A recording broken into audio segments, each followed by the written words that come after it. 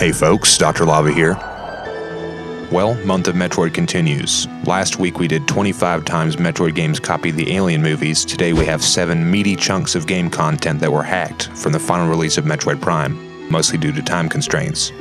If Nintendo had been willing to push back the November 2002 release date, we could have ended up with more bosses, more upgrades, and just more Prime goodness. But Christmas was just around the corner, and they did what they had to do. But let's have a look anyway at what might have been.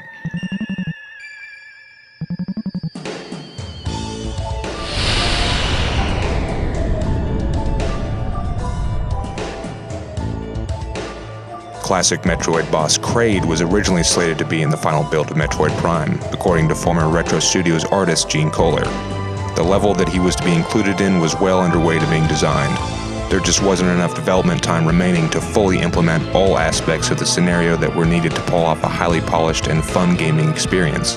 It was ultimately decided that Kraid just wasn't imperative enough to the Metroid Prime project to run the risk of pushing up the release date in order to fit him in. And that is a shame, because we haven't seen Kraid since Zero Mission. Well, except for in Super Smash Bros.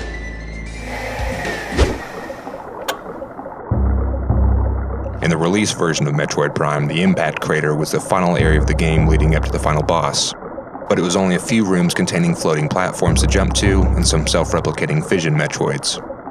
What was originally planned, however, was a much larger, more dynamic Impact Crater. Looking at this concept art, we can see constant eruptions, the ground shifting under Samus's feet, and generally just a much larger area. One that would have been great for a climactic final escape sequence before the inevitable massive explosion.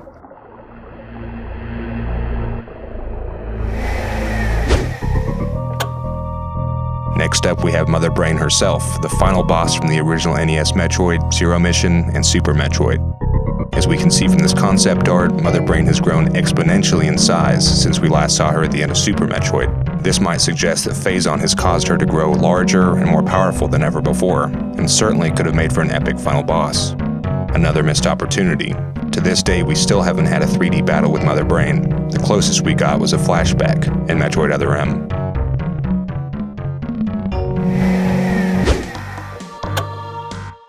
Originally, the Speed Booster was meant to be another classic Samus upgrade that was going to make its way into the third dimension with Metroid Prime, but at some point found itself on the cutting room floor.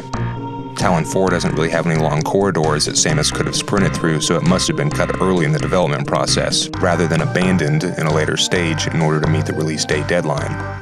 This might have been for the best, however. Speed boosting in first person doesn't really sound very practical.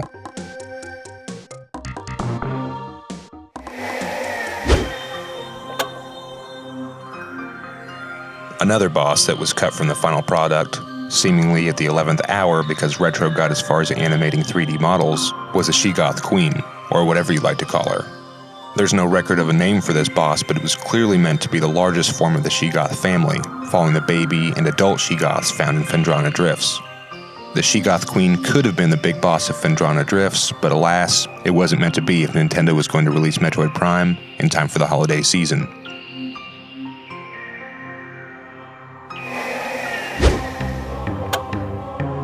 Along those same lines, you may remember that the area in Metroid Prime called Magmore Caverns, while having excellent music, didn't have a single boss encounter. This is because originally the boss Thardus was going to be that area's big boss, found in a large lava pit arena that would serve as its boss room, according to Retro Studios modeler Mike Sneath. But like I said, due to time constraints, the Goth Queen was yanked from the game, and so Thardus was moved to Phendrana Drifts to take its place, leaving Magmore Caverns bossless and Thardus without its fiery core.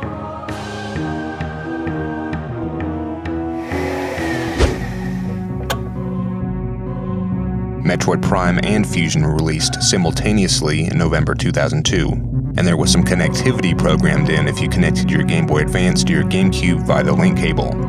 Doing so with each game in its respective system, and having both games completed, unlocked the Fusion suit in Prime as well as the original NES Metroid, making it playable on your GameCube. However, in the earlier stages of Prime's development, it was Super Metroid that was going to be unlockable rather than Metroid 1, which I think most fans would have preferred.